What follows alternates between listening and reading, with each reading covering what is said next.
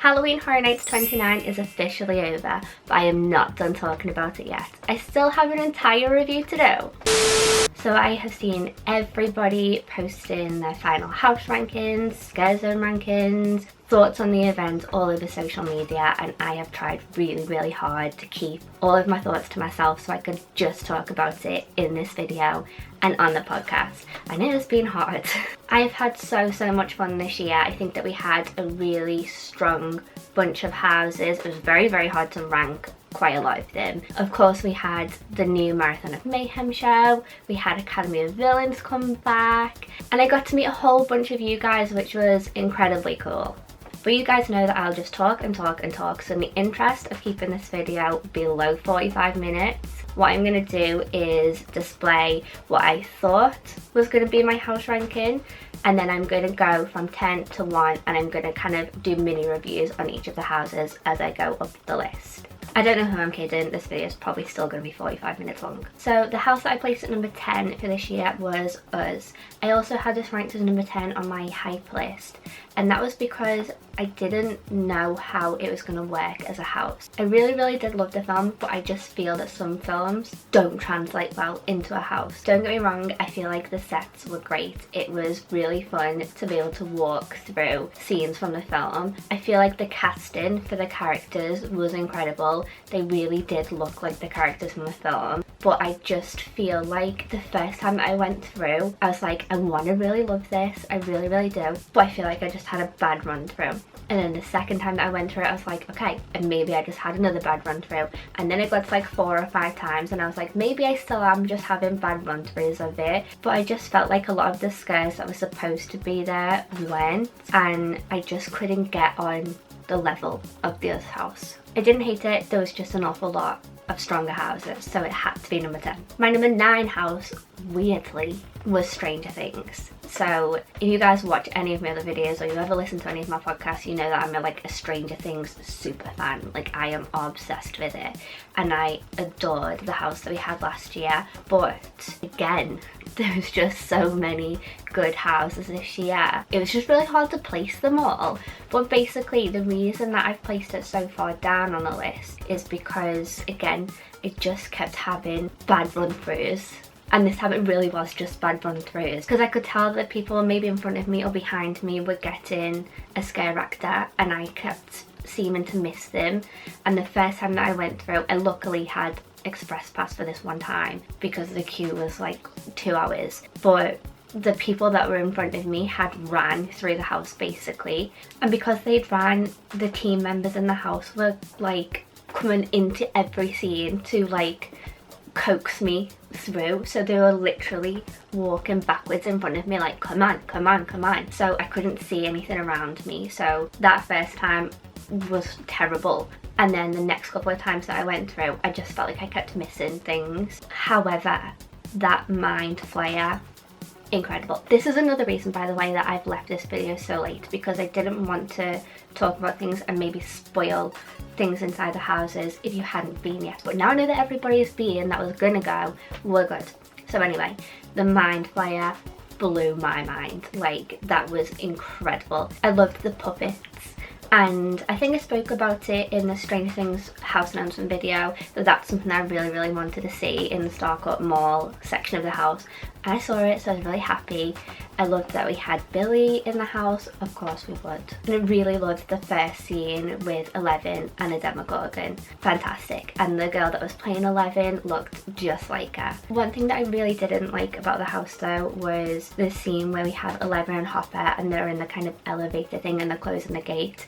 I didn't like that that was dummies, and I felt like it was just like a kind of dead scene. I was just walking through like an empty room with just 2 mannequins, and I feel like that could have been a ridiculously amazing scene if it would have been scare actors and there would have been a little bit more going on, because you had demo dogs crawling up the wall, but they again were just stationary. I feel like that could have been incredible. I did really like the house in general, and I really hope that we get more Stranger Things in the future. I also really loved the Stranger Things photo op that they had at Cabana Bay.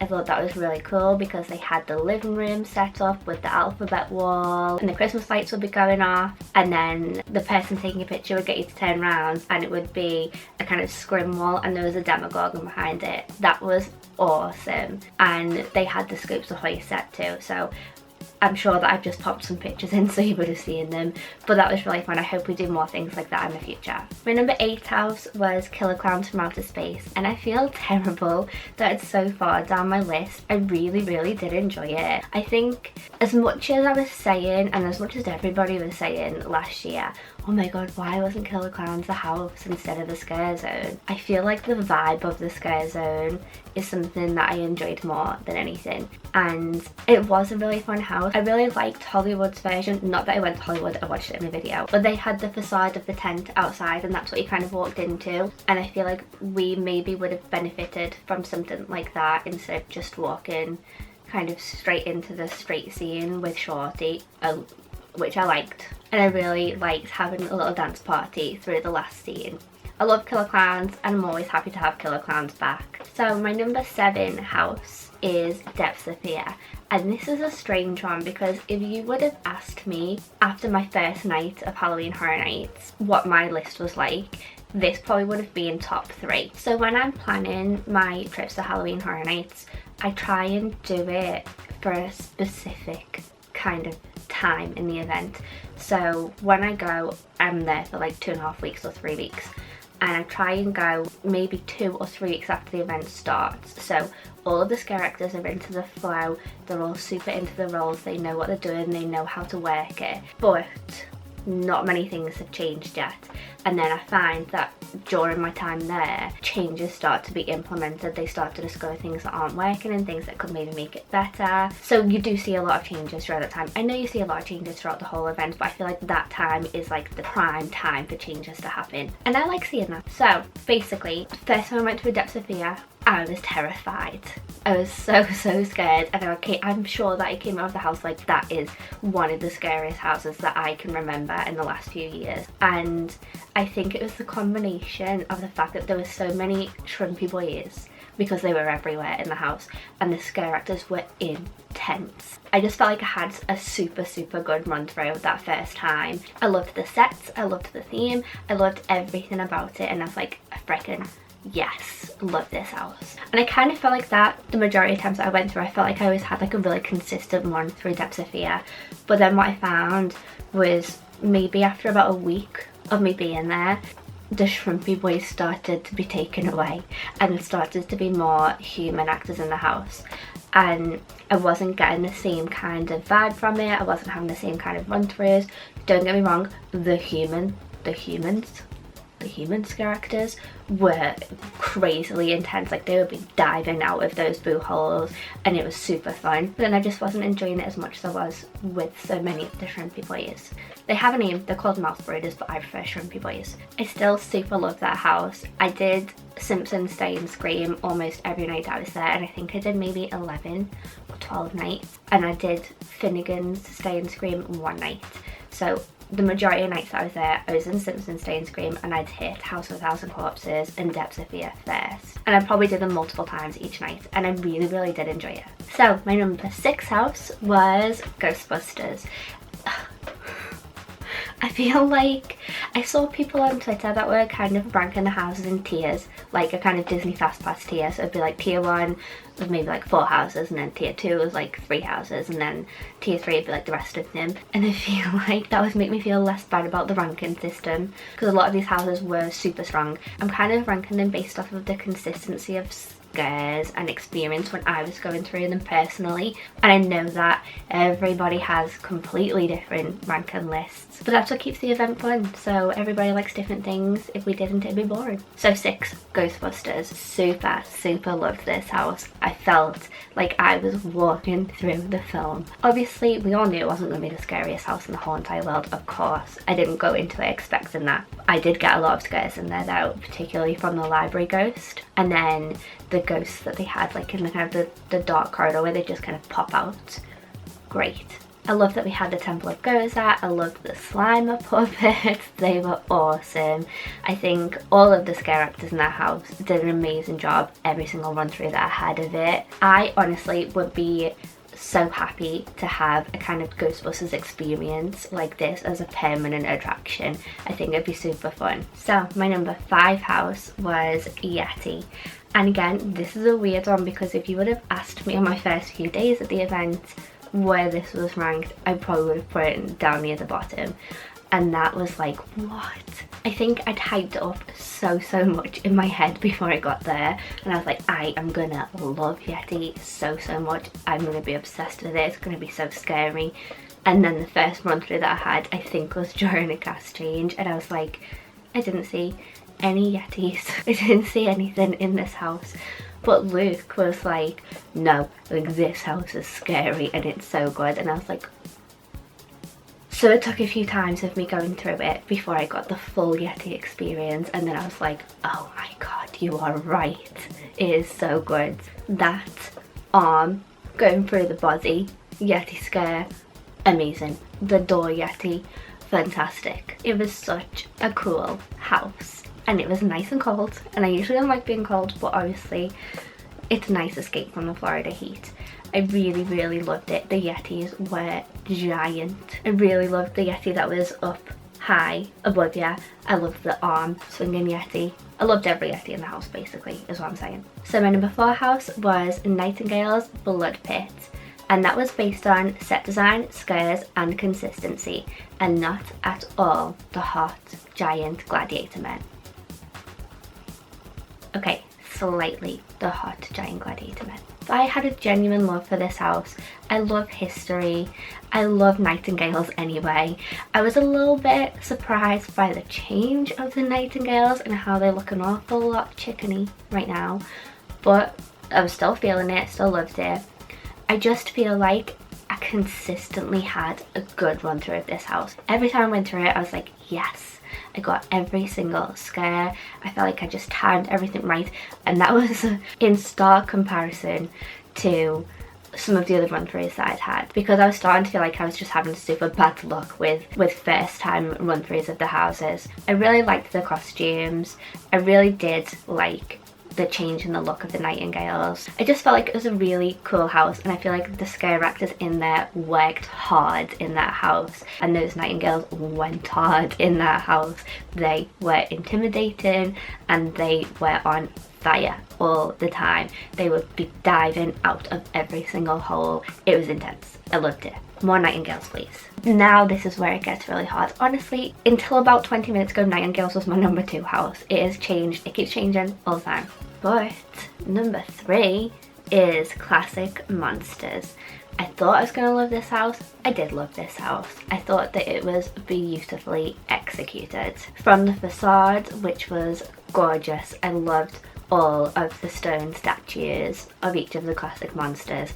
I loved that the Invisible Man had his own little podium. Every single scene wowed me every single time, and every time I'd walk out of the house I had such a big smile on my face because I was just like, I love this so much. I love this so much. Again, I think that each and every scare actor in that house did a fantastic job. I loved every single one of the sets. I really loved the Hunchback's bell tower set. Again, it was consistent with scares. It was consistent in experience. I think the costumes were amazing. In particular, the creature from the Black Lagoon costumes were fantastic. I was so impressed when I first walked through. I was like, oh my god, these costumes. Like, I wish that I could just stop and just look at you and take it all in because you look amazing. There's only one tiny thing about the house that I wish that I could have seen, and that was a Bela Lugosi-esque Dracula. I love Bela Lugosi. I love Bela Lugosi as Dracula, and I kind of envisioned that that's what we'd see in the house. And I know that they made a lot of the monsters look a little bit more scary and a little bit more amped up, but if I could have just had one Bella, just one, I would have been super happy. I think the ladies that they had playing the Bride of Frankenstein were incredible. I think the ladies that we had playing Dracula's brides, again, fantastic. The sets were beautiful.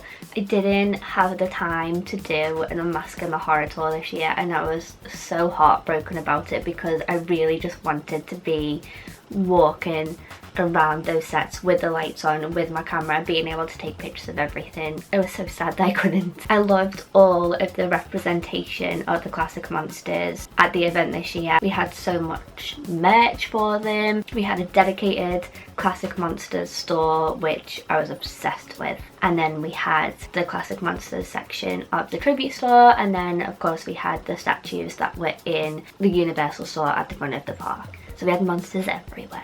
And I was so happy to see so many people who maybe hadn't seen any of the classic monsters films before that were so in love with this house. And you'd hear them coming out of the house like, oh, I want to watch that now. And I was like, yes, classic monsters fans unite. Super, super, super well done to everybody that worked on that house, because it's probably one of my favourite houses that we've ever had at the event. And I really did want to have it as my number one, but you guys know what I put as number one. But before we get to that one, number two. Now this house, amazing, fantastic. Again, my number two is probably one of my all-time favourite houses, and that is Graveyard Games. This house was beautiful. Everything about it was incredible. I feel like I was trying to imagine how it would be in my head, and I was like, I feel like we're going to have like really massive sets, and it's going to be like wintry maybe, and it's going to be super spooky, and I love graveyards and I love anything along this vibe, so I knew that I was going to love it. But when I walked in, it still blew me away. I was like, incredible. I really loved the fact that we had a lot of backstory to this house. The projections at the front where I was kind of scrolling through all of the Facebook posts, you could read a bit of the story, and then of course we had the interactive element of it where you could message the Halloween Horror Nights page while you were in line, and you were kind of interacting with the kids and people from the town, and you were learning more about the house. Loved that. It reminded me of back in the day where we had super interactive websites for Halloween Horror Nights where you could learn about the backstory of the houses beforehand, and I love anything like that. I love a good theme, I love a good backstory, I love being able to go into an original house understanding the story. Here's the thing with originals and me, so I do like the fact that when it's an original house, I do not know what it is. Like, it's going to be a surprise to me. Like, I don't know what I'm walking into. I don't know what the sets are going to be like, blah, blah, blah. Whereas with an IP house, I know that it's going to follow the story. They're going to have recreated some of the sets from the film or the TV show. I also like to learn about the story that this team has created. Like, I want to understand the hard work that they've put in. So that's why I really liked this Facebook messaging situation, because I still didn't really know what I was going into, but I could just learn more about the story. I think the facade of this house was absolutely stunning. I loved walking through and seeing like kind of all the mausoleums and all of the candles and the dolls, and the heads would be going up and down. And again, the scare actors in this house were intense. When they had the kind of corpses that would dive out of the boo hole and you'd be like dodging, like Matrix dodging, amazing. And then the one that would crawl along the floor got me every single time. This kind of house is my favourite kind of house. So when you think of things like this and gothic and body collectors, that's my kind of vibe. So more things like this next year, please, Halloween Horror Nights. So that takes us to number one. You guys all knew that I was going to put this as number one. It should come as no surprise to anybody. House of 1,000 Corpses. So if you're new and you don't know, number one, I'm a giant Rob Zombie fan. Number two, House of 1,000 Corpses is one of my all-time favourite films. So being able to walk through scenes from this film that I have watched a bajillion times, was insane to me. I think the facade that we had on the outside of the tent, which was Captain Spaulding's Museum of Monsters and Madmen, was great. I thought it was really, really well done. I loved that we even had the Bill and Ted phone booth outside. And I of course had to reenact a little bit of the film outside the facade. And I was like, time to shine, Amanda. This house just made me so happy. Again, I feel like every single scare actor did a great job. They were all super into the roles. The guy that they had playing Captain Spaulding in the beginning scene was on it every single night. He was brilliant. I think, again, the costuming in this house was really, really good. I think the first time that I went through it, I just went through like, wow, wow, wow, wow, wow, wow, oh my god. I loved that they even had like TVs on the screen that were playing the kind of cutaway parts from the film. They had the barn scene where they were playing I Remember You by Slim Whitman. It was just all of the best bits from the film. And they even had the bone chandelier in the tunnels. I was just like, yes. I think I probably went through this house like 2 or 3 times every single night that I was there. I just really loved it. I feel like this was overall a very positive review of the Halloween Horror Nights 29 houses, and that's because I feel like the houses were consistently good. Like there was a lot of good houses that were on a very similar level to each other. There was nothing that was really like amazing and then not amazing, except kind of us. But everything 1 to 9 is like they were all strong houses. I knew that this was going to be a long video. I can only apologise. You might want to take a break and go and make a cup of tea and then come back while I do scare zones. Again, I found these hard to rank, but for a kind of different reason to the houses. So usually I find that I attach myself to one particular scare zone and I just love it and I just want to spend all of my time in there when I'm not in the houses. I didn't really feel that way this year. Again, I know that everybody likes a different thing in a house and in a scare zone, but I feel like there wasn't really one scare zone this year where I was like, yes. Well, kind of, but I'll get to that a bit later. So I'm gonna rank them quickly. My number 6 scare zone, I've done 6 because I've counted The Simpsons Chainsaw Horde in this scare zone list. My number 6 was Zombieland. Now, I haven't seen all of the film. I tried to watch it, I fell asleep. I'm not saying it's a bad film, it might be very good, but I didn't have time to actually watch it before I went to the event. Maybe if I would have watched the film in its entirety, I would have enjoyed the scare zone a little bit more. I don't really have anything else to say about Zombieland, so I'm just being awkward. No, really, real life. I just wasn't super feeling the vibe of it. I didn't get any scares in that scare zone except when I came out of Yeti one time and there was a really good zombie waiting there. She was really cool. Just didn't have much interaction in that scare zone and I feel like it was the weaker out of the bunch. But I did like the Portaloo toilets where they don't know it was like a zombie was peeing on you. That was fun. So number 5, Vanty Ball. I thought this was going to be my number 5 and this is a strange one for me because I keep seeing people posting like stunning amazing pictures from the scare zone where the makeup and the prosthetics and the costumes are like wow, like they look insane, like so well done, beautiful. And I keep seeing videos of like the catwalk, fantastic, looks so cool. But every time that I'd walk through it, I didn't see anything. I just didn't see anything. I'd maybe see like 1 or 2 scare actors and I don't know whether I was just walking through it the wrong times every time or everybody would kind of be down one end while I was at the top end and then we'd kind of miss each other. I have no idea. I just feel like I didn't see anything of what people are posting, and from what they are posting it looks like it was a fantastic scare zone and it would have been amazing, but I just didn't get to experience that, so that's why I ranked it at the bottom. Number 4 was Vikings. I feel like that Central Park area is a hard scare zone anyway because it can get very crowded and then it's hard to see what's going on. But I really did like the costume. I really did like the set pieces that they had. It's a little bit different to what I thought that it was going to be. I feel like maybe it would have worked a little bit better in a more open space. They could have had bigger sets. Like that Viking boat was really cool. I'd like to see something like the Vikings as a house because obviously, you know, I love my history. But I feel like a Vikings house could maybe work really well. So I hope that's something that we get to see in the future because I really did love the makeup. There was one guy in particular who was on a kind of stand and I think that there's maybe like an animal carcass in front of him from what I can remember. And he was like, you guys know who I mean, really liked him. So my number 3 scare zone was the roaming chainsaw horde in the Simpsons area.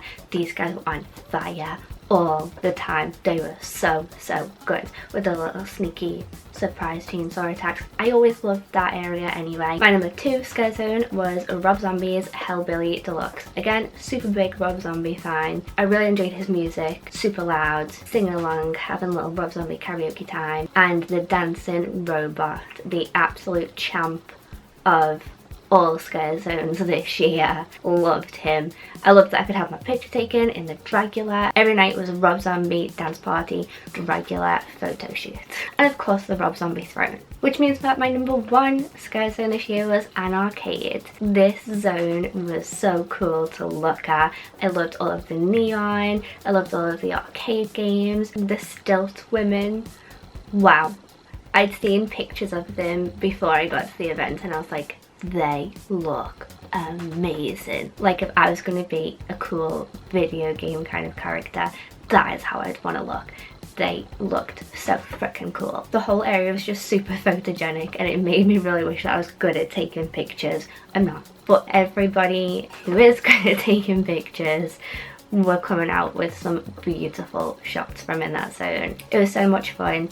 Again, all the scare actors in there were super hype and super fun all the time. And I feel like, again, that front scare zone is a hard scare zone to work with because it's the entrance into the park. It is so busy at all times with people coming and going. It must be hard to be a scare actor in that zone because it's so busy, and it must be hard to come up with a concept that's going to work there. And I feel like this is the very first front of park scare zone that I've ever had as number 1 on my ranking list. So well done, an arcade. And it won Street of the Year, deservedly so, and House of a Thousand Corpses won House of the Year. So congrats to the teams that worked on both of those. So before I wrap it up, I just want to talk real quick about the shows. So we had the new Marathon of Mayhem Lagoon show this year. Guys, it was beautiful. I think I actually had a tear the first time that I watched it. It was so good. I really hope that we get another version of that show again next year. Everything was put together so well. The projections, the music, the water, absolutely loved it. I can't speak highly enough of that show. Every time I'd meet a new friend, I'd be like, have you seen Marathon of Mayhem? Please go and watch it right now. Really solid addition to Halloween Horror Nights. And then we of course have Academy of Villains. I am a huge Academy of Villains fan. I love having them at the event. I think that this year's show was the best show that they've ever done. I'm always so happy to have them at the event because I feel like they add something completely different. And they have an awful lot of fans that come to the event just to watch them. And some of them will watch every single show that they do in the night. Like, they attract a big following and those fans go hard. I think Academy of Villains are the most energetic, talented, hard working performers I've ever seen. They bring everything to these shows, and every year's show has been completely different. Now that they're on the Fear Factor stage, they have a lot more to work with. I did enjoy last year's show, but I think this year was just like, it was great to have Farside performing in this year's show, and I think the Jekyll and Hyde story was executed perfectly. I'm a big fan of how Academy of Villains incorporates so many different things into the show. They're all just so multi-talented and I'm like, are these even real people? Are they robots? So I'm gonna wrap this up because I'm estimating this video is 48 minutes and 26 seconds long, and you guys have all probably turned into sleepy little zombies watching this. I'm going to do another video maybe around Christmas time where I might list some things that I'd like to see at Halloween Horror Nights 30, like a potential icon, any houses that I would like to see IP wise, any originals I'd like to see come back. I will also have a whole bunch of vlogs from my trip out to Halloween Horror Nights 29, and they will be coming very soon. The plan is to release them maybe every other week for now. I also have one last Halloween Horror Nights 28 video I thought I'd release while I was away and I did not. So that will be up sometime now. Maybe it's already up. And that is a Halloween Horror Nights RIP tour with my good friend Chris Ripley from Halloween Horror Nights Unofficial, and also the co-host of my podcast Universal After Dark, and also my brand new podcast which has just launched called the Halloween Hearth Hour, where me and Chris are going to be celebrating Halloween and all things horror related all through the year. We've got some super exciting things coming up. We've just recently interviewed Vincent Price's daughter, Victoria Price. She is a best-selling author and she is amazing. We had such a good interview with her. That episode is out now. We have more interviews coming up with directors, with actors from horror films. We talk about conventions, horror film reviews, everything spooky. All your spooky needs all in one podcast basically. So if you haven't already subscribed, it is the Halloween Hearth Hour. But I want to know what you guys thought of Halloween Horror Nights 29. I've talked enough. So in the comments below, leave me your house rankings because I'm super interested to see how different everybody's are. But that's it for this video. Thank you so much for watching. I will see you guys next time. Bye bye.